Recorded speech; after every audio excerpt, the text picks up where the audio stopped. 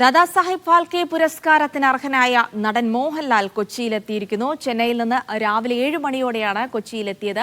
Crown പ്ലാസയിൽ നടക്കുന്ന പരിപാടിയിൽ സുഹൃത്തുക്കൾക്കൊപ്പം പുരസ്കാര നേട്ടത്തിന്റെ ആഘോഷം പങ്കിടും. മലയാള സിനിമയ്ക്ക് ലഭിച്ച അംഗീകാരമെന്നായിരുന്നു മോഹൻലാലിന്റെ പ്രതികരണം.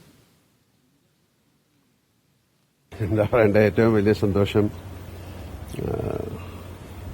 ദൈവത്തിന് നന്ദി, പ്രേക്ഷകർക്ക് നന്ദി, നമ്മുടെ മാതാപിതാക്കൾക്ക് നന്ദി, രാജ്യത്തിന് നന്ദി, ആ ജൂറിക്ക് നന്ദി. ഗ്രേറ്റ് ഓണർ അല്ലേ? അങ്ങനെ സംഭവിച്ചു.